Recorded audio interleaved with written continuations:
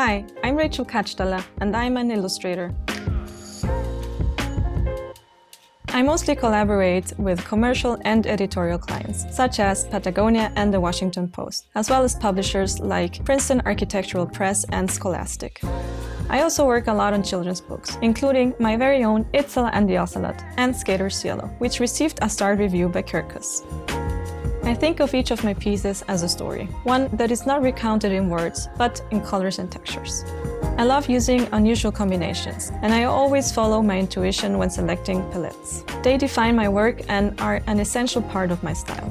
I like to depict people, buildings, and cities in all of their weird and wonderful variety, from the vibrancy of my native El Salvador to the more muted sophistication of Central Europe, where I live now.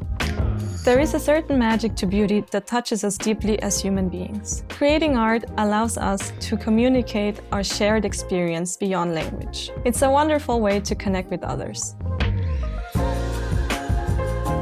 In this Domestika course, I will show you how to build a texture and color toolbox to use in your illustrations.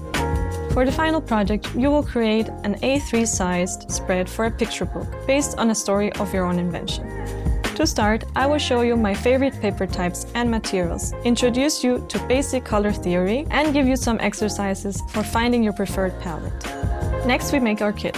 You will learn about the relationship between shades and textures, using abstract shapes, and how to apply these principles to both observational and more free-flowing drawings. Finally, we come to our main illustration, beginning with the sketch and the color scheme. We then transfer it to our preferred format, fill in the details, and edit it all digitally. Last of all, I'll share my tips for going professional. By the end of the course, you will have a collection of original palettes for creating bold and engaging artworks. Learn how to harness color and texture to enhance your artwork and stir people's emotions.